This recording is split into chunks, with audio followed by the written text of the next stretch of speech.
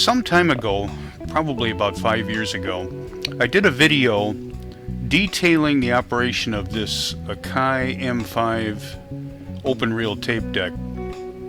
What I didn't show then was what was actually required to rehabilitate this machine. And what I'm going to do is use this video and give you a few small details as to what was actually done to get this guy back up and running normally again. Well, here's my next tape recorder restoration project, an Akai M5. Oh, vintage about probably 1960, 62, early 60s, that's for sure. Two-based. It's actually 3-speed, 3 3/4, 7.5, and with the speed change in the center, it's 15 inches per second. So back in its day, this was probably a very professional machine. Well, I've been able to remove the mechanical transport from the M5, Akai M5 recorder, and that comes out relatively easily out of the case. The front panel comes off with about, half a dozen screws, and then there's 4 screws in the corners, and the mechanical transport comes right out. What I noticed initially when I powered up the machine was that virtually nothing mechanically worked. The motor did run, of course, with AC, but none of the actual functions worked. What I did find was rather interesting. The actual transport is pretty simple mechanically. There's not a whole lot to it, and there's only one belt in the transport between the motor and the flywheel. Well, there's a second belt for the tape counter, but that's insignificant really. Everything else is rollers, and that's on the other side. But what I did find was really interesting were these 3 guys right here. Now these are the motor motor mounts for the motor, and over time they're kind of made out of hard rubber, I think, but over time what they did, they've completely deformed. 50 years old, and the motor was just hanging on the chassis with these goofy mounts that have completely deformed. So that was that was rather amusing. But I did have some mounts that I'm able to use, spacers and mounts, so I'm reestablishing or reinstalling the motor to the main chassis. Going through all my hardware in stock, I've been able to come up with adequate mounting hardware for the motor at 3 points. Here, and there's one down in the bottom here you can't see. The length was long enough to replace these goofy these goofy motor mounts that had been totally deformed with age. And of course, with the right length now, the speed lever lines up correctly. So now we have to come up with a appropriate drive belt. Looking through my stock, I did not have a drive belt for the motor to capstan. That's on order. The belt is now on order. But this is a perfect opportunity to go through the mechanics of the transport, and looks like we're going to need some minor lubrication. A little minor lubrication on the capstan flywheel bearing, and that turns up really well.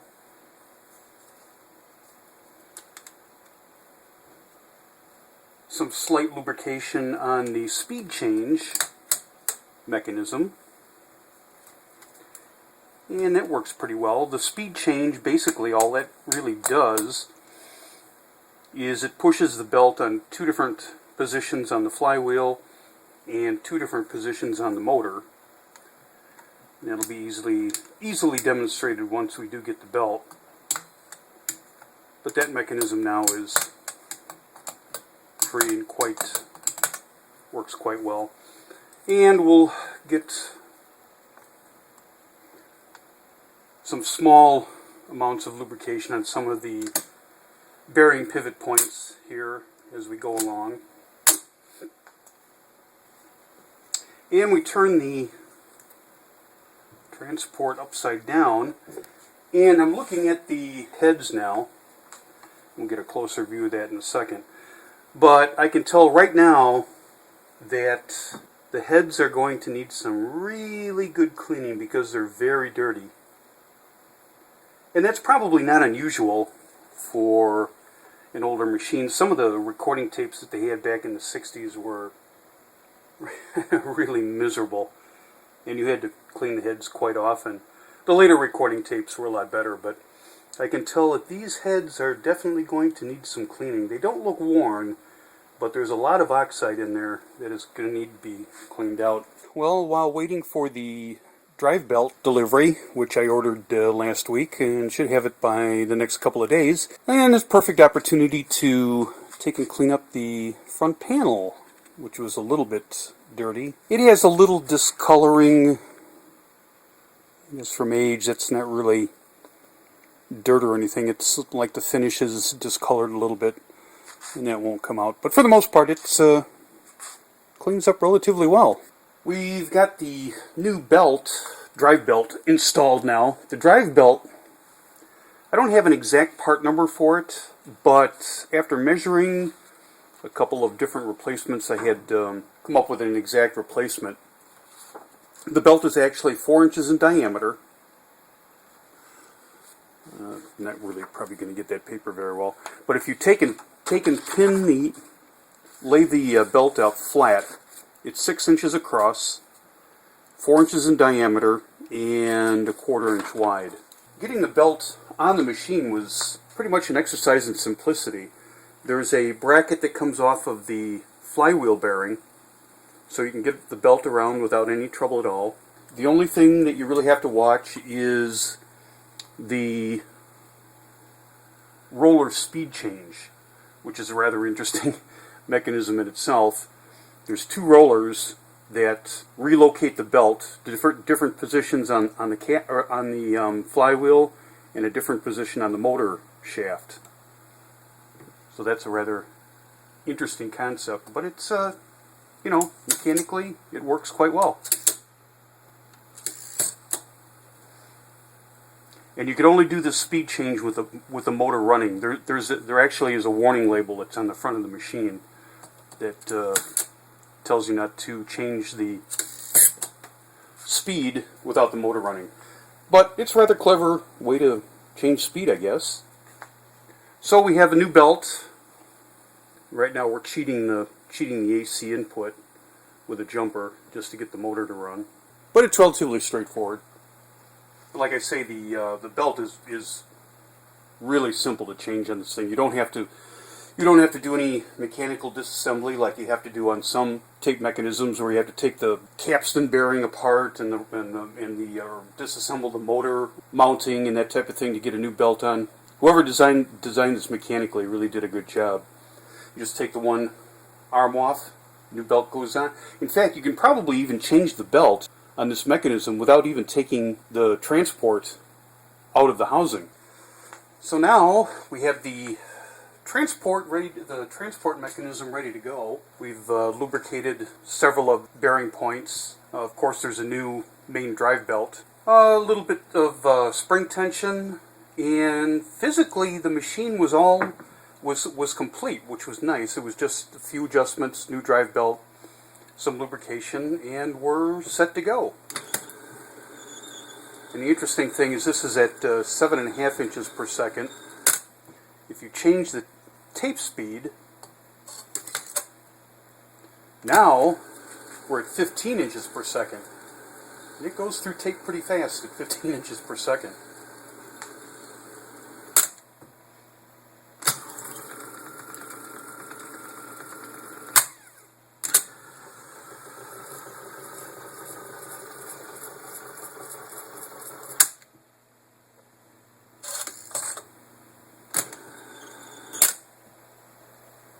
So this mechanism is in really good shape at this point, and we also did a lot of cleaning on some of the other points. After getting the mechanical transport working very well on the M5, the next step, of course, was the electronics. I was presented with an interesting problem. There was no audio. Using a pre-recorded tape, the playback audio was extremely low. Full volume, you could barely hear something. Couldn't record anything. The erase would work. It would erase portions of the tape, but it would not record any audio. Of course, the first thing I thought, well, we probably have a bad tube or something in the electronics bay was acting up. But what I found was, with a microphone in either channel, the left or the right, I could get full VU indications on the VU meters, with the gain not particularly up high. So the amplifiers seemed to be working, at least in the record mode, but there was nothing being recorded on the tape. What I found was really, really interesting. There was so much garbage on the erase and play record head, it was just unbelievable. After scrub, I don't know if you can see this in the video, but I went through several Q-tips with cleaner, and the heads on this machine were just packed with old oxide. Now it's interesting too, because the later audio tapes, the oxide is kind of a reddish color, and I've cleaned other tape deck heads, and you get kind of a brownish red colored oxide off the heads and some of the other transport areas. But this came out black. It was actually black that came off the heads. And I remember from years ago, there used to be, back in the, I guess, late 50s, early 60s or something, which is roughly the vintage of this machine, there used to be recording tape that was actually paper. The actual tape was paper, and it had a black oxide on it. I remember seeing that a long time ago. I wish I had a sample of it. It was really kind of neat. But it was a paper tape with a black oxide. And it was really old tape, back old, 50s, 60s, and I'm sure the oxide came off like crazy. And it reminds me of this black oxide type of stuff that came off of these heads. And I'll bet whoever owned this machine before never cleaned the heads.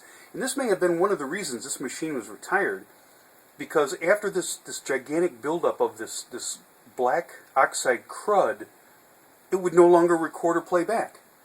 And that may have been why this machine was retired. There was just no audio. I was just stunned with how much junk came off of these heads. And in a later video now, we'll get everything put back together. And of course, once the heads were cleaned and demagnetized accordingly, all the audio came back just fine. So that was really, really an amazing find. Well, more and more head cleaning on the M5. Boy, if I had to scrub the heads on this thing, they have been filthy.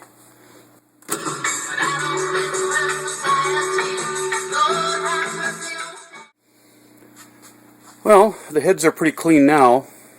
Clean a little more. That was playback right through the amplifiers in the deck, not through a stereo.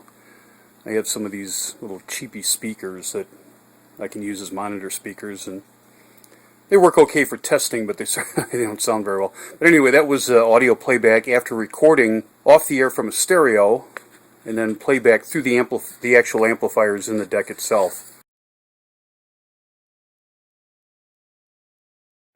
This is the left amplifier, which appears to have low gain for some reason. It decided to go low level on me. So we have it pulled out of the machine, and we're going to do a little maintenance here and see what we can find. I tried some tube swaps, and that didn't seem to be the issue, so we'll continue here and see what we find. Okay, now we're doing some troubleshooting on our Akai M5, the left amplifier, which appears to have very low gain for some reason.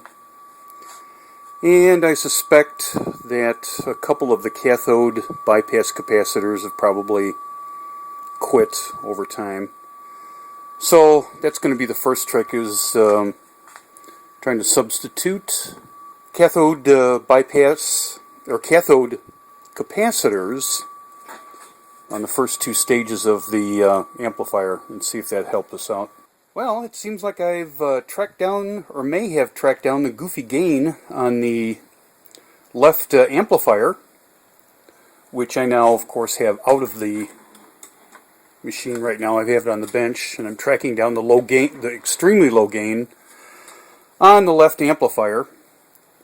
And what I found, or have found so far, is there's an input resistor on the first triode stage from the grid to ground, and that's normally, according to the schematic, that is a 500K resistor. Now that's directly DC coupled to the input through the mic connector. Redo this schematic a little bit and get a better shot of it on the video.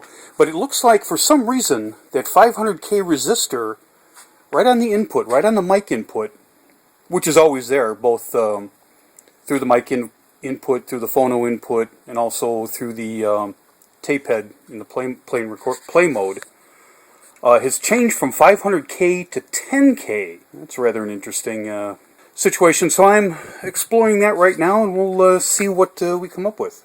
Here's a simplified drawing of the amplifier, and it details, with the highlighted areas, the capacitors that were changed out, and all of those had deteriorated significantly over age, so they needed repairing. So those were easy replacements.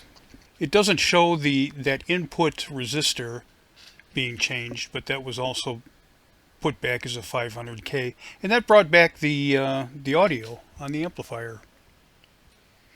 Here's another simplified drawing of the connections on the transport mechanism. If you ever have to take the transport mechanism out of the case and do any mechanical servicing like we did earlier, this is the electrical drawing of the transport. Notice the jumper on the one side with the plug. That allows you to activate the motor without having to connect everything back from the case. So you can isolate the transport for any type of mechanical servicing.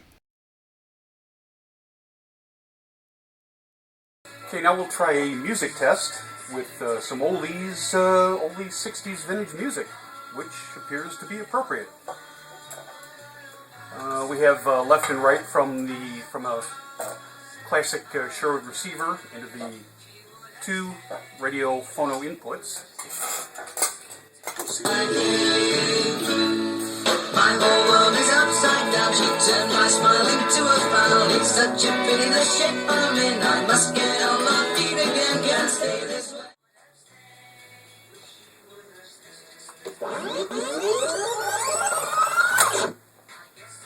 And now, after recording, we'll play back.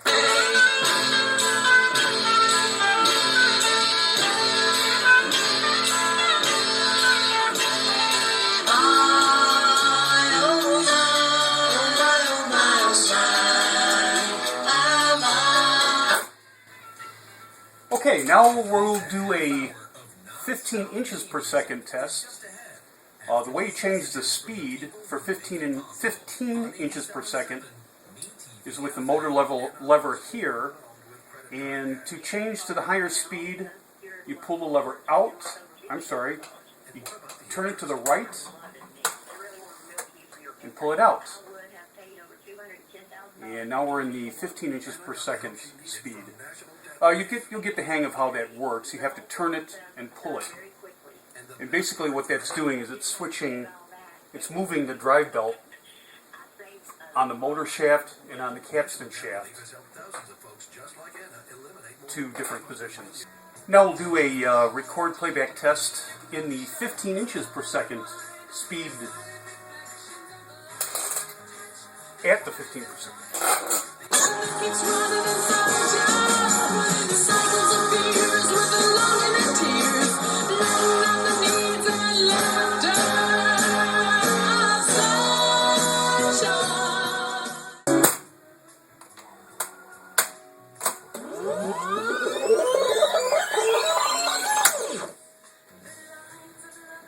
playback at 15 inches per second. Touching